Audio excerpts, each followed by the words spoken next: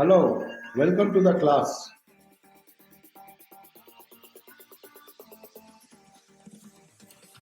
My name is Partho Majumdar.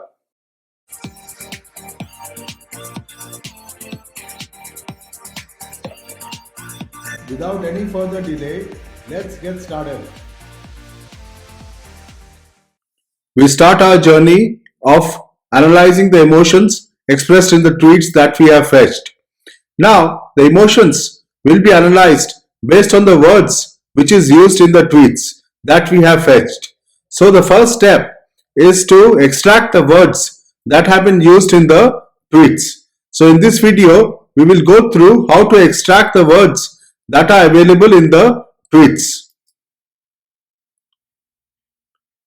So here is what we will do. First, we will remove the emoticons from the tweets. Now, there can be other applications where you may want to analyze what emoticons have been used in the tweets.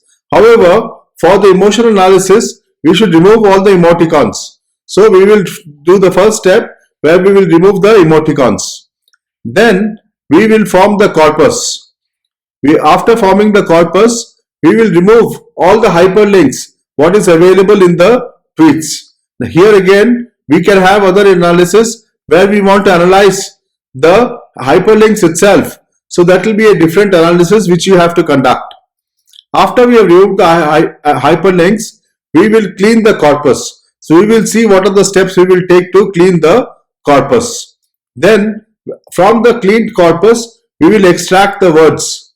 So let us see the code that is required for each step of these actions. First, we will remove the emoticons.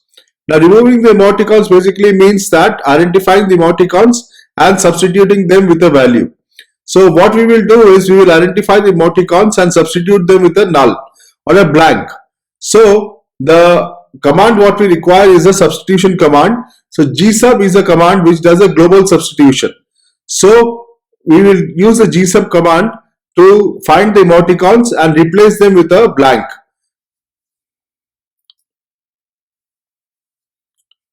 Next, we will form the corpus. Now we have the data in a vector form. So we will have to use the vector source to make the corpus. And since we are using a vector source, we will have to form a v corpus. So here we have the command what we require for doing this. Once the vector is formed, we can take the next step of removing the hyperlinks. Now here the code is a little bit more intense. So let us see it in little details. So first we require two functions, which are the content transformer functions. So first function will remove the hyperlinks. Now again we will use the global substitution command to find the form in which a hyperlink may be present. That is, it can be a HTTP or a FTP or a HTTPS command which we will have to remove. So we will do that using the function remove URL. Then we will make a function called toSpace where we will identify specific characters which we want to replace with a space. So once we have these two functions in place, then we can apply these functions on the corpus that we have got. So first we will remove the URL, then we will replace all the slash with a space, we will replace all the @ with a space, and so on. So we will see this in action in RStudio. It will become more clear. Once the hyperlinks have been removed, we can clean the corpus. Now to clean the corpus, what we will do is we will use the term document matrix command. Now this will do two things. One is it will clean the corpus as well as it will form the term document matrix. Now to clean the corpus, we will remove all the punctuation marks, we will remove the stop words, etc. and convert the whole document into lowercase and so on. Notice the last line of this code here. We have said bounds is equal to 1 to infinity. So effectively we are saying that we are taking all the words what is available to us. Last step in this journey is to extract the words. To extract the words, we can use the command find frec terms. So find frec terms, we pass the term document matrix and this will extract the terms what is available in the term document matrix. Here again, notice that we have given the lower frequency as equal to 1 and the higher frequency as equal to infinity. So effectively what we are doing is we are extracting all the words what is available in the term document matrix or in the corpus, or the corpus is from the text what we have extracted from Twitter. So effectively we have taken out all the words what is available from the tweets that we have fetched. Once we have done that, we will form that into a matrix. We will see application of that later in the code. So now let's head to RStudio to see this code in action. So here we are in RStudio.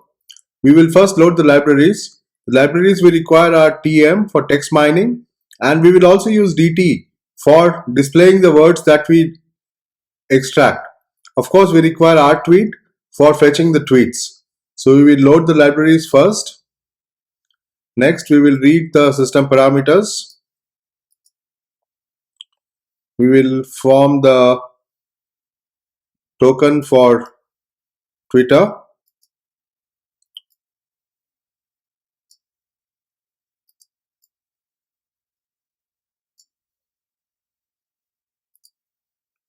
Next, we will store the Google Maps API key, and then we will fetch tweets. So let's fetch tweets for the location India. So I have pinned the location. Now I will fetch the tweets. There it's fetching. Now it's done. We know that we can see the tweets by using the view command. I will not do that now. So first we will remove the emoticons. So we can do that. We've discussed this code in the slideshow. So we will remove the emoticons. So that it's done. Next, we will form the corpus.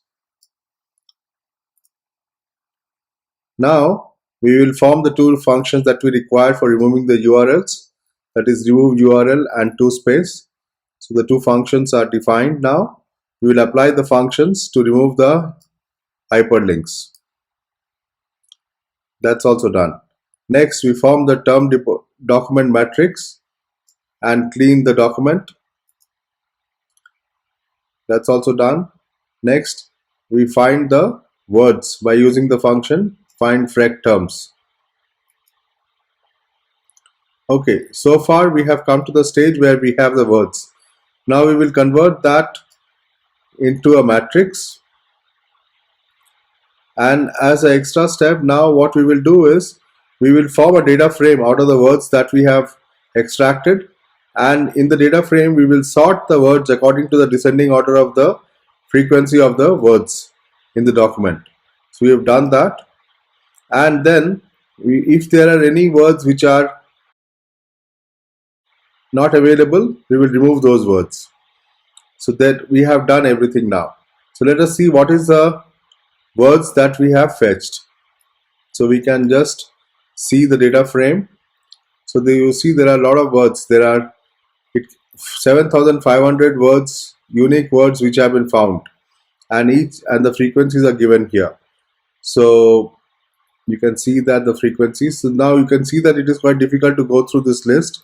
So we will see it in a data table. So we will form a data table out of this data that we have extracted. So there we have the data table. So you can see that there are all the words that have been extracted, and you can browse through this list.